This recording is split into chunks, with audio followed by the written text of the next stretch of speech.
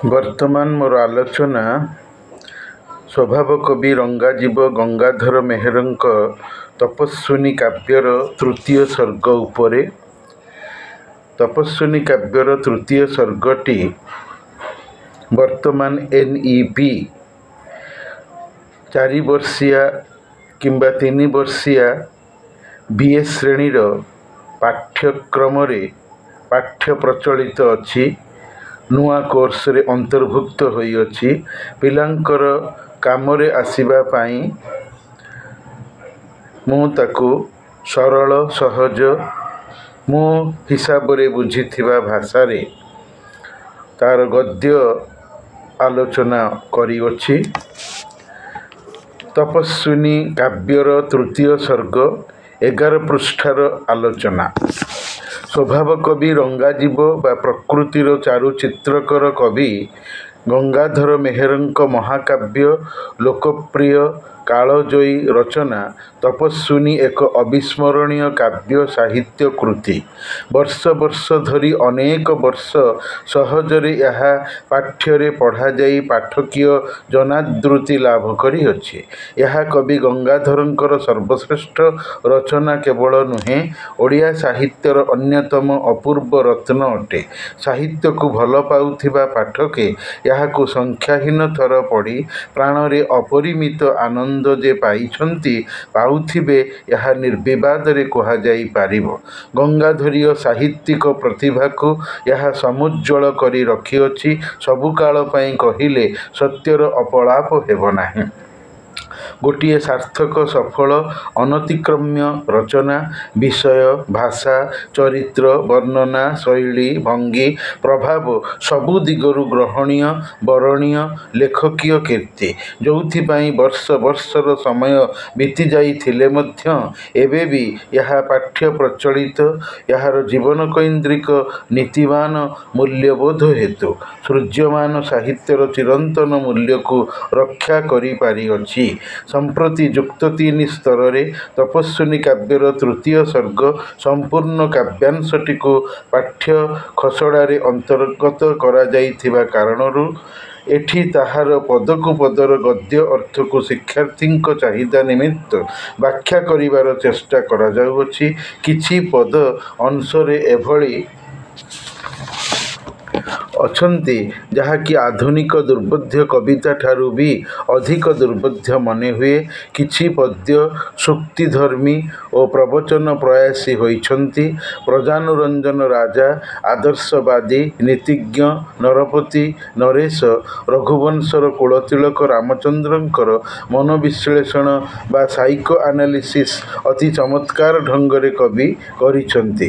ରାମଚନ୍ଦ୍ରଙ୍କର ଦୁଇ ମନୋଭାବ ଯଥା ପ୍ରଥମତଃ ପ୍ରଜାଙ୍କୁ ଅଗ୍ରାଧିକାର ପ୍ରାଥମିକତା ପ୍ରାୟୋରିଟି ଦେଉଥିବା ପୁଣ୍ୟାତ୍ମା ଅଯୋଧ୍ୟାଧୀଶ ରାମଙ୍କର ସୁଶାସକ ପ୍ରଜାପାଳକ ଭାବରେ, ଦ୍ୱିତୀୟତଃ ନିର୍ବାସନ ଦଣ୍ଡରେ ପ୍ରଜାଙ୍କ ପାଇଁ କେବଳ ଦଣ୍ଡିତ କରିଥିବା ନିଷ୍ପାପ ନିରୀହ ସତୀ ଶିରୋମଣି ଶ୍ରୀରାମ ଗୃହିଣୀ ସୀତାଙ୍କର ଅନୁରକ୍ତ ଅନୁରାଗୀ ସ୍ୱାମୀ ଭାବରେ, ସାଂସାରିକ ଭୂମିକା ନିର୍ବାହମାତ୍ର ଭଗବାନଙ୍କୁ ଡରି ରାମଚନ୍ଦ୍ର ଯାହା ପ୍ରାଣପ୍ରିୟା ପତ୍ନୀଙ୍କୁ ନିର୍ବାସନ ଦଣ୍ଡ ଦେଇଥିଲେ।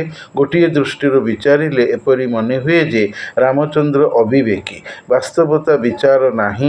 ପ୍ରଜାଙ୍କୁ ଭଲ ପାଇବ ବୋଲି ପତ୍ନୀ ପ୍ରତି ଅବିଚାର ଅବହେଳା କରିବା ଆଜିର ମୂଲ୍ୟବୋଧରେ ଯୁକ୍ତିଯୁକ୍ତ ନୁହେଁ। ବିଚାର କଦାପି ଏକ ଦେଶଦର୍ଶୀ ନ ହେବା ଉଚିତ। ଦୁଇ ପକ୍ଷକୁ ଦେଖିବା ଦରକାର ଥିଲା। ନାରୀ ଅବଳା ଦୁର୍ବଳା ବୋଲି କଦାପି ଅବହେଳାର ପ୍ରସଙ୍ଗ ନୁହେଁ।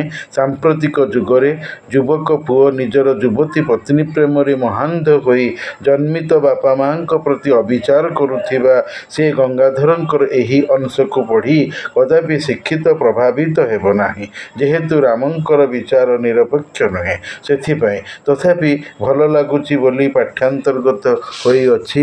ଏହି ଅଂଶର କିଛି ଅଂଶ ପୂର୍ବେ ରାଜଧର୍ମ ନାମରେ କବିତା ଭାବରେ ପ୍ରଚଳିତ ଥିଲା।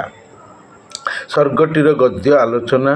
ଲୋକ ଅପବାଦ କାରଣରୁ ଅଗ୍ରଜ ବଡ଼ଭାଇଙ୍କର ଆଦେଶ ପାଇ ଅନୁଜ ଲକ୍ଷ୍ମଣ ରଥରେ ଭାଉଜ ସୀତାଙ୍କୁ ବସାଇ ଭାଗୀରଥୀ ବା ଗଙ୍ଗାନଦୀ କୂଳର ଜଙ୍ଗଲ ନିକଟରେ ଥିବା ବାଲ୍ମୀକି ଆଶ୍ରମ ପାଖାପାଖି ଅଞ୍ଚଳରେ ରଥରୁ ଓହ୍ଲାଇ ସୀତାଙ୍କୁ ଛାଡ଼ି ଚାଲି ଯାଇଥିଲେ।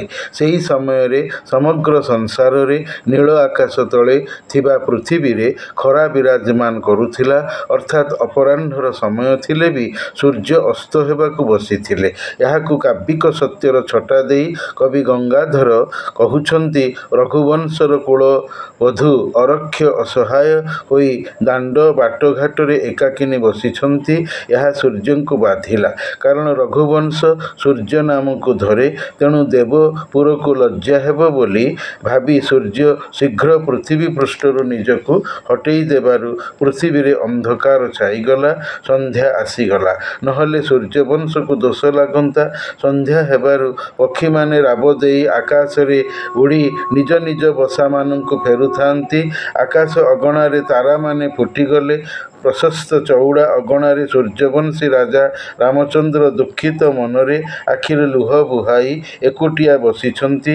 ରାମଚନ୍ଦ୍ର ଭାବୁଥିଲେ, ମୁଁ ପ୍ରଜାଙ୍କର ରାଜା ନୁହେଁ, ମାତ୍ର ଜଣେ ଦାସ ବା ଚାକର। ପ୍ରଜାମାନେ ମୋତେ ତାଙ୍କର ସେବକ ହେବା ପାଇଁ ଯାହା ତୁଚ୍ଛାରେ ରାଜା କରି ସିଂହାସନରେ ବସାଇ ଅଛନ୍ତି, ମୋର ରାଜପଣର ଉଚ୍ଚ ପଦବୀର ଉଦ୍ଦେଶ୍ୟ ମାତ୍ର ସେବାୟତ ହୋଇ ପ୍ରଜାଙ୍କ ପାଦ ତଳେ ଖଟିବା। ପ୍ରଜାମାନେ ଯଦି ଦଳ ଦଳ ହୋଇ ମିଛ କଥାକୁ ମୋ ଆଗରେ ଆସି କହନ୍ତି, ମିଥ୍ୟା ଜାଣୁଥିଲେ ବି ମୁଁ ରାଜା ଥାଇ ବି ସେଇ କଥାକୁ ସତ ବୋଲି ମଣିବି, ମନେ କରିବି। କାରଣ ସଂଖ୍ୟା ଯେହେତୁ ଅଧିକ, ଯେମିତି ତିନି ତୁଣ୍ଡରେ ଛେଳି କୁକୁର ହୋଇଥାଏ। ପ୍ରକୃତି ବା ପ୍ରଜା ହେଉଛନ୍ତି ଏକ ଶାନ୍ତି ପାଇବାର ଯଜ୍ଞକୁଣ୍ଡ। ସେମାନେ ରାଜ୍ୟରେ ଶାନ୍ତିରେ ରହିବା ଆଶାୟୀ, ଆଉ ରାଜାର ସୁଶାସନ ସେମାନଙ୍କୁ ଶାନ୍ତି ଦେବ। ରାଜା ସେଇ ଯଜ୍ଞକୁଣ୍ଡର ଘିଅ ଅର୍ପଣ, ନିଜ ସୁଖ ସ୍ୱାଚ୍ଛନ୍ଦ୍ୟକୁ ଜଳାଞ୍ଜଳି ଦେଇ ତ୍ୟାଗ କରି ରାଜା ପ୍ରଜାଙ୍କୁ ସୁଖ ଦେବାକୁ ବାଧ୍ୟ। ରାମଚନ୍ଦ୍ର ଏହା ବୁଝିଛନ୍ତି। ରାଜା ଧର୍ମ ଦାଣ୍ଡରେ ଧର୍ମ ନାମରେ ବନ୍ଧା, ନିଜ ମନମାନି କରିପାରିବ ନାହିଁ, ସତ୍କର୍ମରୁ ତିଳେ ବିଚ୍ୟୁତ ହୋଇପାରିବ ନାହିଁ। ପ୍ରଜାମାନେ ମୋତେ ଯେଉଁ ସେମାନଙ୍କର ରାଜା ଭାବି ଧର୍ମଦାଣ୍ଡରେ ଅଭିଷିକ୍ତ କରାଇଛନ୍ତି, ତାହା ସେମାନେ ମୋତେ ରାଜା ଶାସନ ଯଜ୍ଞରେ ବଳି ପକାଇଛନ୍ତି ଯାହା, ଆଉ ରାଜା ବୋଲି ଭାବି ସେମାନେ ମୋତେ ଚାମର ଯେଉଁ ଝାଲୁଛନ୍ତି, ତାହା ମାଛି ତଡ଼ିବା ଭଳି ମୋତେ ଲାଗୁଛି। ମଣିଷର ସୁଖ ଭୋଗରେ ନିରାଶା ହତାଶା ଲୁପ୍ତ ହୋଇଥାଏ, ହେଲେ ଦେବତାର ସୁଖ ଭୋଗରେ ନଥାଏ। ସେଥିପାଇଁ ରାଜା ଦେବତାର ମର୍ଯ୍ୟାଦା ପାଇବା, ଜୀବନରେ ଯଶକୀର୍ତ୍ତି ଅର୍ଜିବା ଆଶାରେ ପ୍ରଜାଙ୍କ ଦୃଷ୍ଟିରେ ମହତ୍ ହେବା ପାଇଁ ତାଙ୍କରି ସେବାରେ ନିୟତ ବ୍ୟାପୃତ ଥାଏ, ଯାହାକି ରାଜାର ମରିବା ପରେ ପରଲୋକରେ ଅମର ଜୀବନ ପାଏ। ସେଥିପାଇଁ ରାଜା କୀର୍ତ୍ତିଯଶ ହେବା ଦରକାର। ଜଳବିନ୍ଦୁ ତଳେ ଥାଇ ଗ୍ରୀଷ୍ମ ଉତ୍ତାପରେ ବାଷ୍ପୀଭୂତ ହୋଇ ଉପର ଆକାଶକୁ ଯାଇ ମେଘବିନ୍ଦୁ ରୂପରେ ଯେମିତି ଭୂମିର ତଳକୁ ଖସେ, ପ୍ରକୃତ ରାଜା ସେହିପରି ଜଳଧର ରୂପୀ ମେଘ ବର୍ଷି ଯେମିତି ପୃଥିବୀକୁ ଶସ୍ୟ ଶ୍ୟାମଳା କରେ, ରାଜା ବି ଠିକ୍ ସେହିପରି ପ୍ରଜାଙ୍କ ହିତାର୍ଥେ ଉଦ୍ଦିଷ୍ଟ। ବର୍ଷାର ପୃଥିବୀ ପାଣିରେ ବିଜୁଳି ନଥାଏ, ବିଜୁଳି ପ୍ରକୃତରେ ମେଘରେ ଥାଏ। ସେହିପରି ରାଜଦଣ୍ଡର ପ୍ରଚଣ୍ଡତା ପ୍ରକୃତରେ ରାଜା ପାଖରେ ଥାଏ, ପ୍ରଜାଠାରେ ନଥାଏ। ମେଘର ମନ ବିଜୁଳିରେ ଚଡ଼ଚଡ଼ିରେ ଘଡ଼ଘଡ଼ିରେ ଜଳୁଥିଲେ ମଧ୍ୟ ସେ ଯେମିତି ବର୍ଷା କରିବାକୁ ବାଧ୍ୟ ହୁଏ, ସେହିପରି ରାଜା ନିଜ ସୁଖକୁ ତ୍ୟାଗ କରି ଯଦି ପ୍ରଜାକୁ ଶାସନ ଦ୍ୱାରା ଖୁସି କରାଇପାରେ, ତେବେ ଏଭଳି ରାଜା ପ୍ରଜାର ଦୃଷ୍ଟିରେ ସର୍ବଶ୍ରେଷ୍ଠ ହୁଏ। ସ୍ୱର୍ଗକୁ ନିଶୁଣି ନାହିଁ, ତଥାପି ନିଶୁଣି ଚଢ଼ିବାକାରୀ ବ୍ୟକ୍ତି ଉପରକୁ ବା ସ୍ୱର୍ଗକୁ ଚାହିଁ ଚଢ଼େ, ନହେଲେ ତଳେ ପଡ଼ିଯିବ। ଚଢ଼ିବା ହେବ ନାହିଁ, ଲକ୍ଷ୍ୟଭ୍ରଷ୍ଟ ବା ନଷ୍ଟ ହେବ। ଦେଖିବା ଲୋକ କହିବ, କ'ଣ ଆଖି ବନ୍ଦ କରି ଚଢ଼ୁଥିଲୁ କି ଯେ ତଳେ ପଡ଼ିଗଲୁ? ବୋକା। ନୃପତି ବା ରାଜାର ଦୃଷ୍ଟି ସର୍ବଦା ଲକ୍ଷ୍ୟ ସ୍ଥିର ନିର୍ଦ୍ଦିଷ୍ଟ କରି ପ୍ରଜାଙ୍କ ସହିତ ବିଚାର ଆଳାପ କରିବା ଉଚିତ। ନହେଲେ ରାଜ୍ୟରେ ଅରାଜକତା କୁଶାସନ ବ୍ୟାପି ରାଜାକୁ ପ୍ରଜା ଗାଦିଚ୍ୟୁତ ହତ୍ୟାୟିତ କରିବାର ଭୟ ଅଛି। ଯେହେତୁ ଶାସନ ଠିକ୍ ଦେଇପାରୁନାହିଁ, ଏହି କଥାକୁ କବି ବାଉଁଶରାଣୀ ଖେଳର ଉଦାହରଣ ଦେଇ ବୁଝାଇଛନ୍ତି। ବାଉଁଶରାଣୀ ଦଉଡ଼ି ଉପରେ ସଠିକ୍ ପାଦ ରଖି ଲମ୍ବା ବାଉଁଶ ଦଣ୍ଡକୁ ସଠିକ୍ ଧରି ଯଦି ଚାଲିବ ନାହିଁ, ତେବେ ତଳେ ପଡ଼ିଯିବ। ବାଜାବାଲା ଗାଳି ଦେବ, ଦର୍ଶକେ ହସିବେ, ଥଟ୍ଟା କରିବେ, ଉପାର୍ଜନ ହୋଇପାରିବ ନାହିଁ। ରାଜାର ଦୃଷ୍ଟି ପ୍ରଜାଙ୍କ ପାଖରେ ଠିକ୍ ବାଉଁଶରାଣୀ ଖେଳ ଭଳି। ରାମଚନ୍ଦ୍ର ଆଦର୍ଶ ନୀତିବାନ ରାଜା ଥିବାରୁ ପ୍ରଜାଙ୍କୁ ଅଗ୍ରାଧିକାର ଦେଇଛନ୍ତି। ସେଥିପାଇଁ ସେ ନିଜେ ଭାବିଛନ୍ତି କି ମନରେ ମୁଁ ଯଦି ସୀତା ବିରହ ବିଚ୍ଛେଦ ଦୁଃଖରେ ଦୁଃଖୀ ହୋଇ ରାଜକାର୍ଯ୍ୟ ଏବଂ ପ୍ରଜାହିତ ସାଧନକୁ କାମରେ ଖିଲାପ କରିବି, ତେବେ ପ୍ରଜାଏ ମୋତେ ଗାଳି ଦେବେ, ନିନ୍ଦା କରିବେ, କହିବେ ରାମଟା କୁଳର କଳଙ୍କ, ରଘୁବଂଶରେ କଳା ଲଗେଇଲା, ଗୌରବ ଖର୍ବ ହେଲା, ସ୍ତ୍ରୀ ପାଇଁ ଶାସନକୁ ଠିକ୍ ଭାବେ ସମ୍ଭାଳି ପାରିଲା ନାହିଁ। ରାମଚନ୍ଦ୍ର ଭାବୁଛନ୍ତି ସନ୍ନ୍ୟାସ ନେବାକୁ ମୋର ଇଚ୍ଛା, ହେଲେ ସେ ବୟସ ଓ ସମୟ ମୋର ଆସିନାହିଁ। ମୋର କାର୍ଯ୍ୟକୁ ଭରତ ନିଯୁକ୍ତ କରିବାକୁ କାହିଁକି ବା ଇଚ୍ଛୁକ ହେବ, ଯେହେତୁ ତା ଆଗରେ ବଡ଼ ଭାଇ ଅଛନ୍ତି। ସୀତାଙ୍କ ସହିତ ପ୍ରତ୍ୟକ୍ଷ ପ୍ରେମ ମୁଁ ସିନା କରିପାରୁନାହିଁ, ହେଲେ ମୋର ମନ ଭିତରେ ସୀତା ପ୍ରେମର ମଧୁର ମନେପକା ଉଜ୍ଜୀବିତ ଅଛି। ଯେମିତି ଶୂନରେ ମୂଲ୍ୟ ନଥାଏ, ମାତ୍ର ସେହି ଶୂନରେ ସଂଖ୍ୟା ମିଶିଗଲେ ଶୂନ୍ୟର ମୂଲ୍ୟ ବଢ଼ିଯାଏ। ପ୍ରେମ ଗୁଣ ଠିକ୍ ଏହିପରି। ମଣିଷ ଦେହ ଅମର ନୁହେଁ, ମନ ଅମର। ଦେହ ମରି ନଷ୍ଟ ହୋଇଯିବ, ହେଲେ ମନ ସେହିପରି ଅକ୍ଷତ ରହିବ। ମନ ଯଦି ମିଶୁଛି, ତେବେ ସମ୍ପର୍କ ଅତୁଟ ଅଛି। ଆଉ ଏହା ହିଁ ପ୍ରକୃତ ସୁଖ। ସଂସାରରେ କୌଣସି ରାଜା ମୁକୁଟମଣ୍ଡିତ ହୋଇ ସର୍ବଦା ରହିନଥାଏ। ଯଶ ଅପଯଶ ବା ସୁନାମ ଦୁର୍ନାମ ସମୟ ଅଧୀନ ନ ହୋଇ ପରସ୍ପରର ପ୍ରତିବାଦୀ ବା ବିପକ୍ଷ ହୋଇ ରହିଥାନ୍ତି। ସ୍ୱର୍ଗ ନର୍କର ପ୍ରାପକ ମଣିଷ ନିଜେ ଏବଂ ତାର କର୍ମ। ଆଉ ମଣିଷର କାମ। ନୀଚମନା ଲୋକ ଦୁନିଆ ଲୋକଙ୍କୁ ବେଖାତିର କରି ଧ୍ୟାନ ନ ଦେଇ ଅନିତ୍ୟ ବାସ୍ତବ ସୁଖ ପଛେ ଧାଏଁ। ଘରେ ମୋର ସୀତା ନାହିଁ, ହେଲେ ମୋର ମନ ପୋଖରୀରେ ସେ ପଦ୍ମଫୁଲ ପରି ଫୁଟିକି ଅଛି। ଆଉ ମୋର ମନର ମନେପକାଇବା ମହୁମାଛି ଭ୍ରମର ସେଥିରୁ ଆନନ୍ଦର ମିଠା ସଂଗ୍ରହ କରୁଅଛି। ରାମଚନ୍ଦ୍ର ସୀତାଙ୍କୁ ମନେ ପକାଇ କାନ୍ଦୁଛନ୍ତି, ଆଉ ନିଜକୁ ବି ବୁଝାଉଛନ୍ତି କି ରେ ମନ, ତୁ କାନ୍ଦେନା। କାନ୍ଦି କାନ୍ଦି ମୋ ମନ ପୋଖରୀରୁ ଜଳ ଶୁଖିଗଲେ ମୋର ହୃଦୟେଶ୍ୱରୀ ସୀତା ପଦ୍ମଫୁଲଟି ମରିଯିବ ନା? ହେ ମୋର ଛାତି, ତୁ ଧୈର୍ଯ୍ୟ ଧରି ଦୃଢ଼ ହୋଇ ଯା, ଦମ୍ଭ ଧର, ଆଉ କାନ୍ଦେନା, ମନେ ପକାନା, ଶୋକ ଉଚ୍ଛ୍ୱାସ ଖର ନିଶ୍ୱାସ ନେନା। ମନ ବିଳପି ଉଠିବ। ଲକ୍ଷ୍ମଣ ଆସି ସୀତାର ଖବର ଦେବ, ମୋ ପ୍ରାଣ ମିତଣୀର କଥା କହିବ। ହେ କାନଦ୍ୱୟ, ସୀତା କଥା ଶୁଣିବାକୁ ବ୍ୟଗ୍ର ହୁଅନା। ଶୁଣି ସାରିବା ପରେ ଶାନ୍ତି ମିଳିବ। ରେ ଦୁଃଖିତ ମନ, ଆଉ ଉତ୍ତେଜିତ ହୋଇ ଦେହରୁ ମୋର ଝାଳ ବୁହାନା। ସୀତା ସମ୍ବାଦର ପବନ ବୋହିବ। ମୋର ଦୁଃଖ ମୋର ହୃଦୟ ପୋଖରୀର ବାସିନ୍ଦା ପଦ୍ମିନୀ ନାୟିକା ସୁନ୍ଦରୀ ସୀତାଙ୍କ ଖବରରେ, ତାର ସ୍ମୃତିର ସୁଗନ୍ଧରେ ଦୂର ହୋଇଯିବ। ମୋର ମନ ପୋଖରୀରେ ଆମେ ଦୁହେଁ ଏକାଠି ପ୍ରେମ ପାଣିରେ ବୁଡ଼ିକି ଅଛୁ, ଯୋଉ ବସତିର ଶେଷ ନାହିଁ। ଭାବନାର ସୂର୍ଯ୍ୟର ତେଜ ସେଠି ନିଷ୍ପ୍ରଭ, ମଳିନ, ମଉଳିବ ନାହିଁ। ମୋର ପାଟି ମୋର ଜିଭକୁ କହୁଛି, ତୁ ଏତେ ଆଉ ପ୍ରେମ ରସରେ ରସନା। ପ୍ରଜାଙ୍କ ଧନରେ ପାଳିତ ତୁ, ତାଙ୍କ ଧନ ଖାଉଛୁ, ଯାହାର ଋଣ ଖାଉଛୁ, ତାରି ଧନରେ ହିଁ ତୁ ଚାଲିବୁ। ଏତେ ଭାବନା ଗୋଟେ କ'ଣ? ପ୍ରଜା ଲୋକଙ୍କର ହିତ ପାଞ୍ଚିବୁ, ତାଙ୍କ ପାଇଁ ଶାସନର ଉପଯୁକ୍ତ ପଦକ୍ଷେପ ନେବୁ, ତେବେ ଯାଇ ତୋର ଜୀବନ ବଞ୍ଚିବ, ତୁ ଶାନ୍ତି ପାଇବୁ। ବିଜୁଳି ବଜ୍ର ପାଣି ହେବା ପରେ ଯାଇ ତାକୁ ପିଇ ହୋଇଥାଏ, ଯେବେ ସେ ଦ୍ରବଣରେ ବଦଳେ। ରାମଚନ୍ଦ୍ର ଭାବୁଛନ୍ତି, ପଞ୍ଜୁରୀରେ ବନ୍ଦୀ ଥାଇ ଶୁଆଶାରୀମାନେ ସବୁବେଳେ ଖାଲି ସୀତା ସୀତା ରାବ ଦେଉଛନ୍ତି। ରାତି ପାହି ସକାଳ ହେଲେ ସେମାନଙ୍କୁ ପଞ୍ଜୁରୀରୁ ଖୋଲି ଉଡ଼ାଇ ଦେବି। ହରିଣ ଓ ହରିଣ ଛୁଆଙ୍କୁ ବି ଫିଟାଇ ଦେବି। ସେମାନେ ଯାଇ ଅଳତା ଲଗା ପାଦଧରି ସୀତାଙ୍କ ପାଖକୁ ଦୌଡ଼ି ଦୌଡ଼ି ପଳାଇଯିବେ। ଏମାନେ ବି ସୀତାଙ୍କୁ ଝୁରୁଛନ୍ତି। ମୟୂରଙ୍କୁ ବି ଉଡ଼ାଇ ଦେବି। ଅର୍ଥାତ୍ ସୀତାଙ୍କ ବିଚ୍ଛେଦରେ ରାମ ଅତିଶୟ ମର୍ମାହତ ହୋଇ ପଡ଼ିଛନ୍ତି। ତେଣୁ ତାଙ୍କୁ ଜୀବନ କୌଣସି ସୁଖ ମନେ ହେଉନାହିଁ। ସଙ୍ଗୀତରେ ପ୍ରବୀଣ କଣ୍ଠ ଥିଲେ ସଙ୍ଗୀତ ଶୁଣିବାକୁ ଭଲ ଲାଗେ। ସୀତା ମୋର ସେହି ସଙ୍ଗୀତ ପ୍ରବୀଣା କଣ୍ଠ। ରାମଚନ୍ଦ୍ର ଆଖିକୁ ବନ୍ଦ କରି ସମୟ ପର୍ବତରେ ଚଢ଼ି ଦେଖିଲେ ଯେ କାଳସ୍ରୋତ ପ୍ରଖର ବେଗରେ ଗତିଶୀଳ ଅଛି।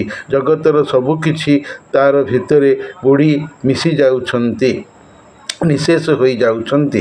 କିଏ କମ୍ ରହୁଛି ତ କିଏ ବେଶୀ ରହି ବୁଡ଼ି ଯାଉଛି, ପାଣି ଫୋଟକା ଭଳି ଫାଟି ଯାଉଛି। କିନ୍ତୁ ଯଶ କୀର୍ତ୍ତିର ପାହାଡ଼ ମୁଣ୍ଡ ଟେକି ସିଧା ରହିଯାଇଛି, ଯାହାର ସ୍ଥାନ କ୍ଷୀରସାଗର ବାସିନ୍ଦା ବିଷ୍ଣୁଙ୍କଠାରେ ଅଛି। ଯେଉଁମାନେ ମହତ୍ ନରନାରୀ, ସେମାନେ ଜାୟାପତିର ଯୁଗ୍ମ ଯୁଗ୍ମ ହୋଇ ସେହି ଯଶ ପାହାଡ଼ରେ ବୁଲୁଛନ୍ତି, ଅର୍ଥାତ୍ କୀର୍ତ୍ତିଧନରେ ଗରୀୟାନ୍। ଅଶେଷ ଜାଗତିକ କଷ୍ଟ ସହି ଯେଉଁମାନେ ଅସାଧ୍ୟ ସାଧନ କରି ଭଲ ମହତ ହୋଇଛନ୍ତି, ସେମାନଙ୍କୁ ବିଷ୍ଣୁଦୂତମାନେ ହାତ ଧରି ସ୍ୱର୍ଗପୁରକୁ ନେଇ ଯାଉଛନ୍ତି। ଆଉ ଯେଉଁମାନେ ପାପୀ ମନ୍ଦକର୍ମୀ, ସେମାନେ ବିଜୁଳି ପରିକା ମାଡ଼ ଖାଇ ସେଥିରୁ ବଞ୍ଚିତ ଅଛନ୍ତି। ଏମାନଙ୍କର ଦୁର୍ଦ୍ଦଶା ଦେଖି ହଠାତ୍ ରାମଙ୍କର ଭାବନା ଆଖି ଖୋଲି ଦେଖିଲା କି ସାରା ସଂସାରକୁ ରାତ୍ରିର ଅନ୍ଧାର ଛାଇ ଯାଇଛି। ଆକାଶରେ ତାରା ଭର୍ତ୍ତି, ଚନ୍ଦ୍ର ନ ଥାଇକି ମଧ୍ୟ ସୁନ୍ଦର ଦିଶୁଛି ଆକାଶ। ତାରାମାନଙ୍କୁ ରାମଚନ୍ଦ୍ର କହୁଛନ୍ତି, ହେ ତାରାମାନେ, ତୁମେ ଚନ୍ଦ୍ରମାର ପ୍ରେମରେ ବନ୍ଦୀ ନ ହୋଇ ବି ତୁମେ ବିଧାତାର ବିଧାନକୁ ମାନୁଛ, ସେ ଲାଗି ମୁଁ ତୁମମାନଙ୍କୁ ନମସ୍କାର କରୁଛି। ଚନ୍ଦ୍ରମା ସ୍ୱାମୀର ବିଚ୍ଛେଦ ଦୁଃଖ ତୁମକୁ ହଇରାଣ କଲେ ବି ତୁମେ ତୁମ କାମରୁ ଅଲଗା ରହୁନ। ଯାହା ତୁମ କାମ ତୁମେମାନେ କରୁଛ। ତୁମର କର୍ତ୍ତବ୍ୟ ପରାୟଣତାର ଶିକ୍ଷା ବାଲ୍ମୀକି ଆଶ୍ରମକୁ ଯାଇ ସୀତାଙ୍କୁ ବତାଅ, କାରଣ ମୋର ମନର ଚାନ୍ଦ ସେଠି ବସି ମୋତେ ମନେ ପକାଇ କାନ୍ଦୁଥିବ, କଲା କାମ କରୁନଥିବ। ଏ ରାତିରେ ବ୍ୟସ୍ତ ହୋଇ ଚକ୍ରବାକ ପକ୍ଷୀ ରାବୁଥିଲେ ଦୟାବତୀରେ ପୋଖତି ମୋତେ ମନେ ପକାଇ ପକାଇ ବୁଦ୍ଧି ହରାଇ ମରି ନ ଯାଉ ଯେମିତି, ଏହି ଶିକ୍ଷା ସୀତାଙ୍କୁ ଯାଇ ଦିଅ। ପୋଖରୀରେ ଥିବା କଇଁଫୁଲ ବନ ଚନ୍ଦ୍ରମା ଉଦୟରେ ଫୁଟି ଯେଉଁଦିନ ଉଦୟ ହୋଇ ନଥାଏ, ସେହି ସବୁ ଦିନମାନଙ୍କରେ ନଥିଲେ ମଧ୍ୟ ସେ ଯେହେତୁ ପୋଖରୀରେ ଅଛି, ତେଣୁ ପୋଖରୀ ପାଣିରେ ତାର ପଡ଼ିଥିବା ପ୍ରତିବିମ୍ବକୁ ଦେଖି ସେ ବଞ୍ଚିଯାଏ। ସୀତାଙ୍କୁ କହିବ, ପୁଣି ଥରେ ସାକ୍ଷାତକୁ ଏକ ବିଷମ ସମସ୍ୟା ବୋଲି କେବେ ନ ଭାବୁ। ଭାଗ୍ୟରେ ଥିଲେ ସାକ୍ଷାତ ହୋଇପାରେ, ତେବେ ଯଦି ପୁନଃ ସାକ୍ଷାତ ନ ହୁଏ, ତେବେ ମନରେ ତ ମିଳନ ହୋଇପାରୁଛି, ତେଣୁ ତାକୁ ସାଥୀ କରି ବଞ୍ଚୁ। ମନର ମିଳନ ତ ଶ୍ରେଷ୍ଠ, ଯେଉଁଥିରେ କିଛି ସନ୍ଦେହ ହିଁ ନାହିଁ। ହେ ତାରାମାନେ, ତୁମେମାନେ ତ ମୋ ମନର ଅବସ୍ଥା ବେଶ୍ ଭଲ ଭାବେ ଜାଣୁଛ, ତେଣୁ ମୋ ସୀତାଙ୍କୁ ଭଲ ଭାବେ ବୁଝାଇ ଦେବ, ସାକ୍ଷୀ ବି ରହିବ ମୋ ପାଇଁ। ମୋର ଔରସ୍ୟ ସୀତା ଗର୍ଭରେ ପିଲା ହୋଇ ଅଛି, ଅତଏବ ମୋ ମନ ତାଠି ଅଛି ବୋଲି ଜାଣ। ଏ କଥାକୁ ମନେ ପକାଇ ଦେଲେ ସୀତା କେବେ ମୋତେ ଏହା ଭାବିବ ନାହିଁ ଯେ ମୁଁ ତାକୁ ସମ୍ପୂର୍ଣ୍ଣ ଭୁଲି ପର କରି ଦେଇଛି, ମନେ ରଖିନାହିଁ ବୋଲି। ତାରାମାନେ ଭାବିଛନ୍ତି, ଏଇ କଥା ଭାବି ରାଘବ ମନ ହାଲୁକା ହୋଇ ଯାଇଅଛି, ଭାରାକ୍ରାନ୍ତ ଦିଶୁନାହିଁ। ଗୁଣଗ୍ରାହୀ ଗୁଣୀର ମହତ୍ତ୍ୱ ବୁଝିଥାଏ, ଆଉ ଯଦି ଗୁଣ ଗ୍ରହଣରେ ନିପୁଣ ଥାଇକରି ବି ଗୁଣୀ ଗୁଣଗ୍ରହୀତାର ଦୋଷକୁ ଦେଖେ, ତେବେ ଏହାକୁ ଭାଗ୍ୟର ବିଡ଼ମ୍ବନା କୁହାଯିବ, ଭାଗ୍ୟ ଦୋଷ ବୋଲି ବୁଝାଯିବ। ତାରାମାନେ ଭାବିଥିଲେ କି ସୀତାଙ୍କୁ ନିର୍ବାସନ ଦଣ୍ଡରେ ଦଣ୍ଡିତ କରିବାରେ ରାମଙ୍କର ଦୋଷ ଅଛି, ନହେଲେ ସୀତା କାହିଁକି ରାମଙ୍କଠାରୁ ଅଲଗା ହୋଇଥାନ୍ତେ। କିନ୍ତୁ ସେମାନେ ଆକାଶରେ ଥାଇ ରାମଙ୍କ ମନକୁ ଠିକ୍ ବୁଝିପାରିଲେ କି ପ୍ରକୃତରେ ରାମ ଦୋଷୀ ନୁହନ୍ତି, ତେଣୁ ସେମାନେ ଅସ୍ତ ହୋଇ ନୀଚ ଗତି ପାଇଲେ। ଚନ୍ଦ୍ର ଦଶରଥଙ୍କର ପୁଅ ଦାଶରଥି ବା ରାମଚନ୍ଦ୍ରଙ୍କର ଦୁଃଖ ଦେଖି ନିଜେ ଦୁଃଖିତ ଥାଇ ରାତି ହେବାରୁ କ୍ଷୀରସାଗରରୁ ଉଦିତ ହେଲେ ରାମଙ୍କୁ ଦେଖିବେ ବୋଲି। ଚକ୍ରବାକ ପକ୍ଷୀ ଚକ୍ରବାକୀକୁ ଡାକିଲା ଥଟ୍ଟା କରି ଏଥିପାଇଁ ଯେ ରାତି ଆସିଲା, ଆଉ କେମିତି ଆମର ମିଳନ ହେବ। ବିଧି ବା ଦଇବ ଯାହାକୁ ସୁଖୀ କରାଇଥାଏ, ସେ ଦୁଃଖୀର ଦୁଃଖ ଦେଖିଲେ ଥଟ୍ଟା ପରିହାସ କରେ, ଅନ୍ୟର ଦୁଃଖ ଦେଖି ଖୁସି ହୁଏ, ଯେହେତୁ ଭାଗ୍ୟ ଧନୀ। କବିଙ୍କ ଭାଷାରେ କିମ୍ପା ନ କହିବ ଦେଇଛି ଦଇବ ତାମୁଖେ ଅମୃତ ଢାଳି ପରର ବିପତ୍ତି ଚାହିଁଲେ ସମ୍ପତ୍ତି ଚାଳିଏ ମାରନ୍ତି ତାଳି। ରାମଙ୍କର ରାତ୍ରି ଭାବନା ସରିବା ପରେ ଏବେ ସୀତାଙ୍କର ଭାବନା ସମ୍ପର୍କରେ କବି ଲେଖିଛନ୍ତି। ସୀତା ରାମଙ୍କର ଭାବନାରେ ଦୁଃଖିନୀ ଅଛନ୍ତି। ସୁନ୍ଦର ରାଜକୀୟ ପ୍ରାସାଦର ଚମକୁଥିବା ଘର, ହାତୀଦାନ୍ତର ପଲଙ୍କର କୋମଳ ନରମ ଶଯ୍ୟା ଛାଡ଼ି ସୁଖଭୋଗରୁ ଦୂରେଇ ବାଲ୍ମୀକି ଆଶ୍ରମର ପତ୍ରକୁଡ଼ିଆ କୁଟାପାଳର ବିଛଣାରେ ଶୋଇ ନିଜର ପୂର୍ବର ରାଣୀ ଜୀବନର ଅତୀତର ମଧୁର ସ୍ମୃତିକୁ ମନେ ପକାଉଛନ୍ତି। ରାମଚନ୍ଦ୍ର ତାଙ୍କୁ ଅଜସ୍ର ପ୍ରେମ କରୁଥିଲେ, ମଧୁର ମିଠା ମିଠା କଥା କହୁଥିଲେ। ଏସବୁ ସୀତାଙ୍କର ମନ ଗ୍ରାମୋଫୋନର ରେକର୍ଡରେ ଥାଇ ସ୍ପଷ୍ଟ ସ୍ୱର ତୋଳୁଥିଲା। ଅର୍ଥାତ୍ ସୀତା ସେସବୁକୁ ସବିଶେଷ ମନେ ପକାଉଥିଲେ। ରାମଚନ୍ଦ୍ର ସୀତାଙ୍କ ପାଇଁ ସବୁ ପ୍ରକାର ଭୟରୁ ନିର୍ଭୟୀ କରାଉଥିଲେ। ତାଙ୍କର ଗୋରା ବଳିଷ୍ଠ ସୁନ୍ଦର ବାହୁବନ୍ଧନରେ ସୀତା ବନ୍ଦୀ ଥିଲେ। ଏବେ ସ୍ମରଣରେ ସତେ ଯେମିତି ସେହି ବାହୁ ସୀତାଙ୍କ ସାମ୍ନାରେ ଅଛି। ସେଭଳି ଲାଗୁଛି ପଞ୍ଚବଟୀ ବନରେ ନିଦ୍ରା ତ୍ୟାଗ କରି ଲକ୍ଷ୍ମଣ ପ୍ରହରୀ ଭଳି ଜଗୁଆଳି ହୋଇ ରାମ ସୀତାଙ୍କୁ ଜଗି ରହିଥିଲେ। ତାହା ସୀତା ନିଜ ମନଦର୍ପଣରେ ଭାବି ଦୁହିଁଙ୍କୁ ପାଖରେ ଥିବାର ଅନୁଭବ କରି ନିଜର ଏକଲାପଣକୁ ଭୁଲୁଛନ୍ତି। ସେହି ସ୍ୱାମୀ ଏବଂ ଦିଅର ମୋତେ ଅଲଗା କରିଦେଇଥିବା କଥା ଭାବି ସୀତାଙ୍କର ପଦ୍ମମୁଖରେ ଶୀତଦିନିଆ ଶିଶିର ବିନ୍ଦୁ ଭଳି ଲୁହ ବୋହିଯାଉଥିଲା। ଖଜୁରୀ ଗଛର ଛେଲିରୁ ଯେମିତି ଚୁପଚାପ ତାଡ଼ି ଠେକିରେ ମାଠିଆରେ ବୋହୁଥାଏ, ଠିକ୍ ସେମିତି ବିରହ ଦୁଃଖରେ ଆଖିରୁ ନୀରବରେ ଲୁହଧାର ସୀତାଙ୍କର ବୋହୁଥିଲା।